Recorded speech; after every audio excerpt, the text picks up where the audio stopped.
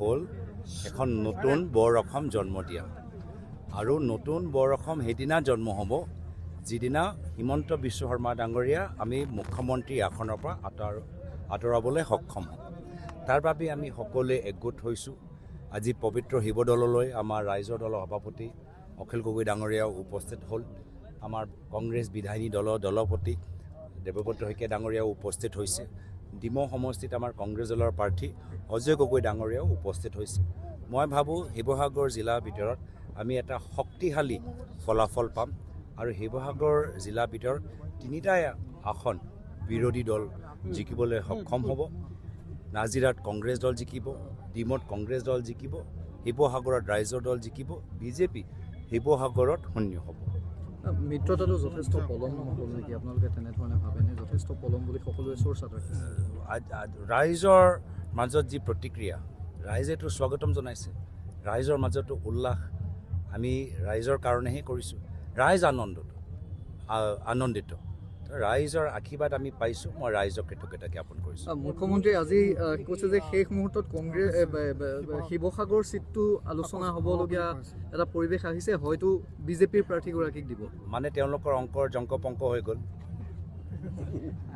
হয়নে নহয়? সেইটোৱে আমাৰ মিত্ৰতাৰ হোৱা মানে প্ৰথম প্ৰভাৱ মুখ্যমন্ত্ৰী মনতে পৰিলে। তেওঁ গোটেই ৰাজনৈতিক অংকৰ জংকপংক হৈ গ'ল। ধন্যবাদ।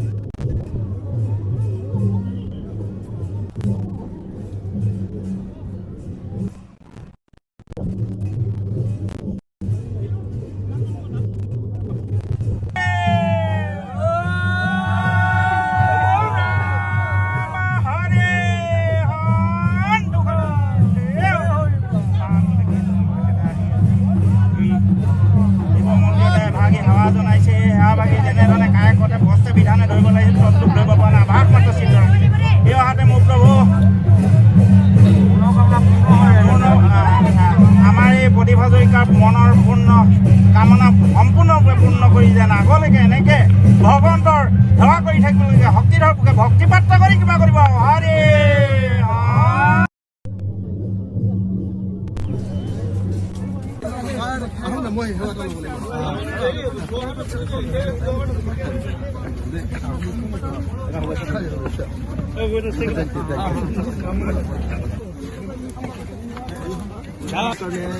এইটো বহুত ডাঙৰ কথা যে আমাৰ শিৱদৌল আছে, অসমীয়া জাতিটোক মই এনেকৈ এটা সেৱা ল'বলৈ পোৱাটো মোৰ কাৰণে সৌভাগ্যৰ কথা। মোৰ মৰমৰ জুবিন দা, যাৰ জুবিন দাক সুৰক্ষিত আমি কৰি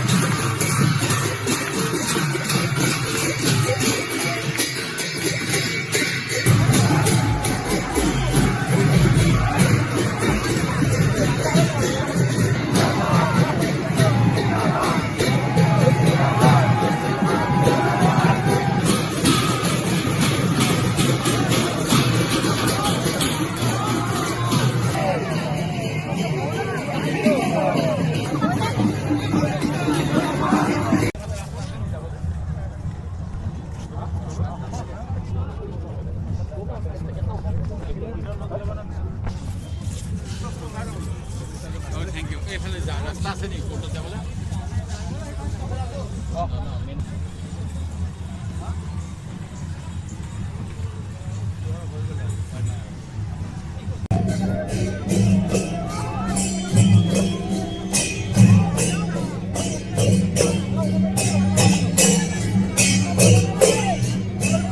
হ'ব প্ৰদীপ দাও আজি নমিনেশ্যন দিব বুলি গম পাইছোঁ প্ৰদীপ দা আমাৰ বহুত ছিনিয়ৰ বয়োজ্যেষ্ঠ বৰ্ষীয়ান আমাৰ এজন আপোনাৰ ৰাজনৈতিক নেতা গতিকে দুইজনে এবাৰ ইজনে সিজনৰ বিৰুদ্ধে প্ৰতিদ্বন্দ্বিতা কৰিম প্ৰদীপ দা যেতিয়া প্ৰথম MLA আছিলে আৰু মন্ত্ৰী আছিলে তেতিয়া মই হায়াৰ ছেকেণ্ডেৰী পঢ়ি আছিলোঁ আৰু আগত স্কুলত পঢ়ি আছিলোঁ গতিকে আমাৰ বয়সৰ গেপটো বহুত বেছি আৰু এজন ছিনিয়ৰ মানুহৰ লগত অভিজ্ঞ ৰাজনীতিকৰ লগত মই প্ৰতিদ্বন্দ্বিতাৰ কাৰণে এনেকৈ সন্মুখীন হোৱাৰ কাৰণে নিজকে ভাল লাগিছে যে এজন বয়সস্থ মানুহৰ লগত ৰাজনৈতিক যুঁজ এখনত লিপ্ত হ'ম কেনেকুৱা হয় দেখা যাব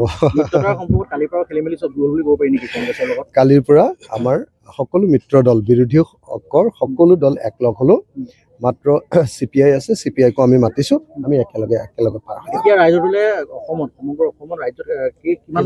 আমি অকল 13খন আসনত ইলেকশ্যন খেলিম আৰু 13খন আসনৰ ভিতৰত 10খন আসন জয়ী হ'বৰ কাৰণে আমাৰ চেষ্টা অব্যাহত আছে নতুন বৰ অসম জন্ম দিয়া আৰু নতুন বৰ অসম সেইদিনা জন্ম হ'ব যিদিনা হিমন্ত বিশ্ব শৰ্মা ডাঙৰীয়া আমি মুখ্যমন্ত্ৰী আসনৰ পৰা আঁতৰাবলৈ সক্ষম হ'ম তাৰ বাবে আমি সকলোৱে একগোট হৈছোঁ আজি পবিত্ৰ শিৱদৌললৈ আমাৰ ৰাইজৰ দলৰ সভাপতি অখিল গগৈ ডাঙৰীয়াও উপস্থিত হ'ল আমাৰ কংগ্ৰেছ বিধায়িনী দলৰ দলপতি দেৱব্ৰত শইকীয়া ডাঙৰীয়াও উপস্থিত হৈছে ডিমৌ সমষ্টিত আমাৰ কংগ্ৰেছ দলৰ প্ৰাৰ্থী অজয় গগৈ ডাঙৰীয়াও উপস্থিত হৈছে মই ভাবোঁ শিৱসাগৰ জিলাৰ ভিতৰত আমি এটা শক্তিশালী ফলাফল পাম আৰু শিৱসাগৰ জিলাৰ ভিতৰত 3টা আসন বিৰোধী দল জিকিবলৈ সক্ষম হ'ব নাজিৰাত কংগ্ৰেছ দল জিকিব ডিমৌত কংগ্ৰেছ দল জিকিব শিৱসাগৰত ৰাইজৰ দল জিকিব বিজেপি শিৱসাগৰত শূন্য হ'ব মিত্ৰৰ মূৰত শিৱসাগৰলৈ মনোনয়ন দখল কৰিবলৈ আহিলোঁ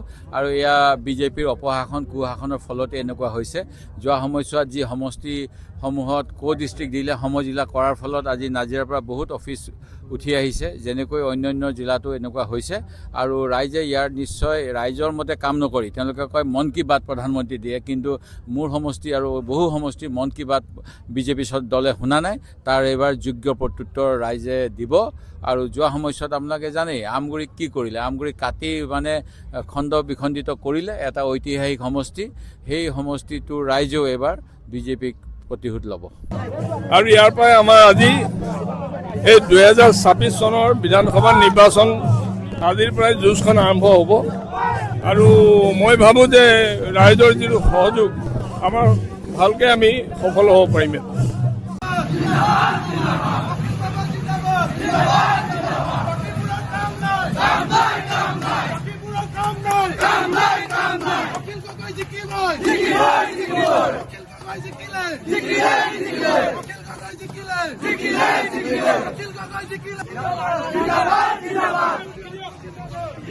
জিন্দাবাদ